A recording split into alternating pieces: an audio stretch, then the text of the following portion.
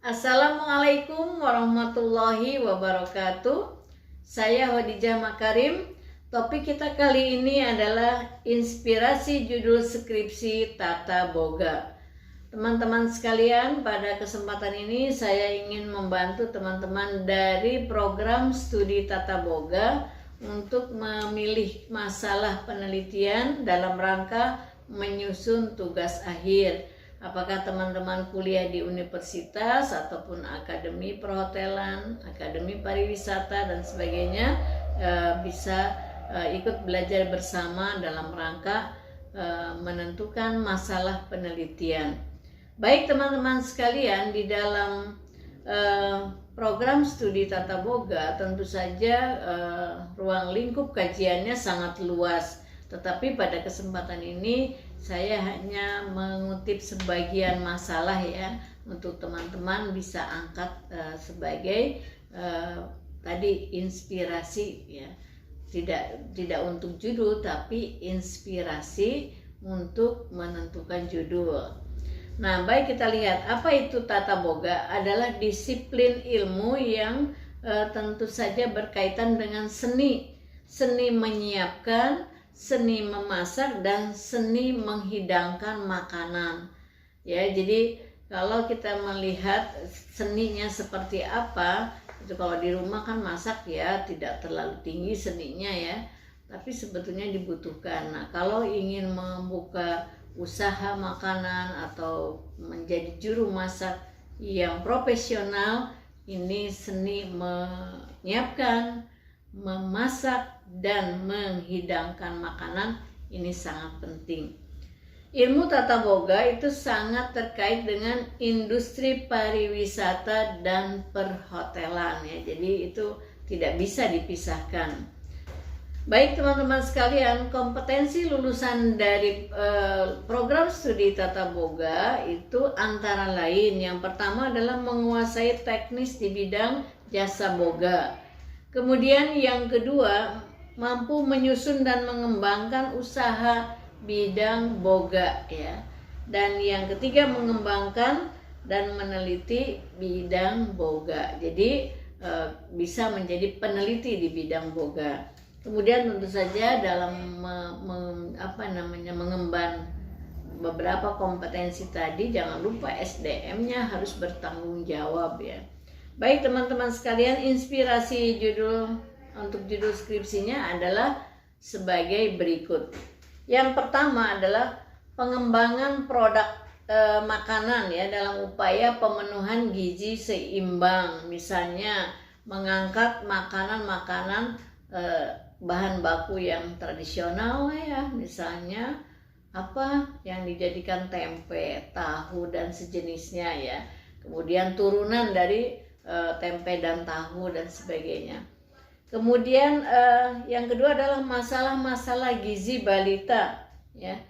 Makanan tambahan untuk gizi balita. Pengetahuan tentang ini bagi ibu-ibu yang memiliki balita itu masih rendah, masih harus ditingkatkan. Jadi anak-anak seringkali diberi makanan yang tidak sesuai dengan kebutuhannya sehingga tidak seimbang ya. Ya, ini akan berpengaruh pada perkembangan anak itu sendiri. Yang berikutnya adalah saya ingin mengangkat masalah-masalah perilaku dari juru masak ya. Jadi ini juga jangan sampai mengalahkan bagaimana kemampuanmu memasak, tetapi bagaimana perilakunya juga penting untuk dikaji lebih lanjut, yaitu malas mencuci tangan pada proses memasak dari satu fase ke fase berikutnya. Misalnya setelah membersihkan daging, memotong-motong daging, kemudian memotong sayur itu tidak mencuci tangan. Ini ada fenomena tersendiri nih, malas udahlah nanti aja cuci tangannya. Ini sebetulnya salah. Harusnya setiap fase bersihkan tangan baru masuk pada fase memasak berikutnya. Dan kemudian yang perilaku berikutnya adalah menyajikan makanan atau masakan yang belum matang. Misalnya daging belum matang, ya, ayam belum matang disajikan. Tentu ini akan berpengaruh pada rasa ya, rasa. Kemudian apa sebabnya belum matang saya nggak tahu tuh, suka ada tuh penyajian makanan seperti itu. Kemudian yang ketiga, menyimpan bahan baku di freezer yang freezernya itu sudah lama tidak dibersihkan, bau ya, sehingga ini menurunkan kualitas dari makanan yang dimasak gitu. Kemudian yang keempat, ketersediaan bahan baku ya yang tidak seimbang dengan yang dibutuhkan dan waktu yang waktu akan dibutuhkan itu ternyata tidak ada. Pada saat akan memasak bahan bakunya ada yang kurang misalnya. Kemudian yang kelima, penggunaan bahan baku yang sudah kadaluarsa. Ini kaitan dengan perilaku. Jadi kalau memang sudah tidak layak pakai, ya jangan dipakai mestinya karena akan berpengaruh pada mutu makanan. Yang keenam adalah fasilitas yang kurang memadai, misalnya alat masak yang tidak sesuai ya kan dengan kebutuhan. Lalu fasilitas lain, dapur yang sempit, yang masaknya banyakan misalnya dan sebagainya, ini ya fasilitasnya, dan lain-lain fasilitas memasak yang kurang memadai, sehingga ya tadi lagi akhirnya kinerja di dalam menyajikan makanan yang bagus gitu, yang enak itu akan terganggu. Yang ketujuh, rendahnya standar kebersihan. Kebersihan siapa ya tadi? Kebersihan yang juru masaknya dan kebersihan fasilitas yang ada. Misalnya tempat masaknya itu nggak bersih, ada kecoa, ada semut, kemudian mungkin ada cicak di situ. Dan yang paling penting ini ada, meskipun mungkin ini kelihatannya sepele, misalnya ada rambut pada makanan atau ada hektar pada makanan, misalnya, itu menunjukkan bahwa standar kebersihannya sangat rendah. Ini bisa diangkat menjadi inspirasi. Kemudian yang bagian kedua, teman-teman sekalian, saya juga akan mengangkat masalah bisnis boga. Nah, masalah-masalah di bidang bisnis itu yang pertama adalah menu yang kurang menarik ya. Kurang menarik itu tidak sesuai dengan perkembangan zaman, tidak sesuai dengan makanan yang dibutuhkan oleh konsumen misalnya. Kemudian yang kedua, mutunya rendah. Mutu rendah itu bisa dari bentuk dan rasa. Pertama orang akan lihat bentuknya dulu ya. Kalau bentuknya bagus, baru kemudian enak enggak ini misalkan ya. Jadi jangan lupa bentuk dan rasa adalah merupakan satu kesatuan ya. Yang ketiga adalah kalau ingin membuka bisnis boga harus fokus akan membuka bisnis apa, minuman, makanan, atau makanan ringan atau makanan berat ya, makanan utama atau apalah jenisnya. Jadi jangan tidak fokus, harus fokus sehingga konsumen akan tahu kalau datang ke satu restoran misalnya, apa yang akan didapat, menu seperti apa yang akan didapat dan bisa dinikmati. Kemudian yang keempat adalah dalam masalah bisnis boga, yaitu kemasan yang tidak standar ya. Kemudian yang kelima, penyajian yang tidak bermutu dan tidak ada estetikanya, tidak indah gitu. Dan tentu kalau kemasannya tidak standar itu akan berpengaruh pada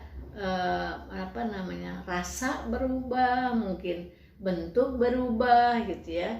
Maka perhatikanlah itu tadi kemasan. Kemudian yang keenam, pelayanan buruk ya.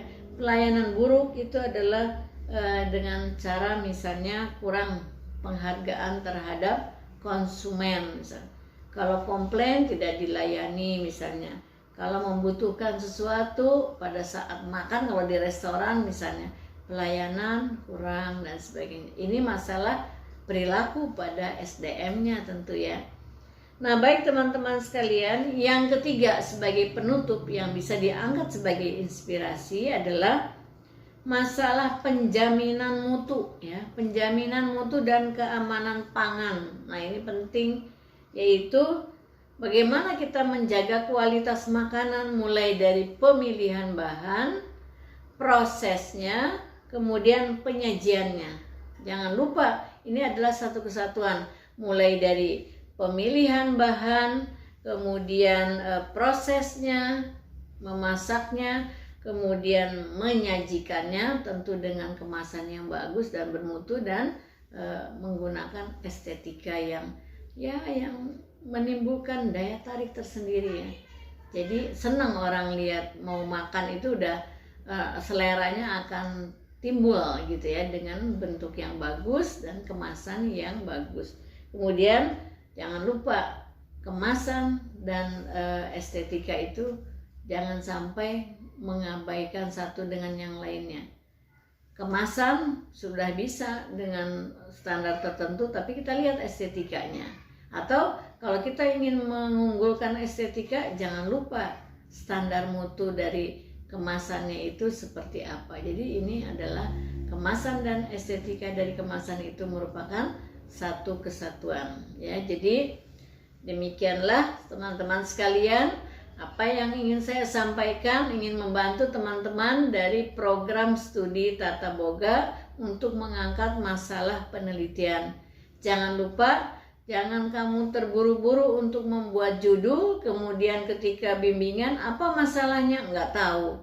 Lebih baik kamu cari masalahnya, rumuskan masalahnya, baru kemudian kamu rumuskan dalam sebuah pernyataan judul ya.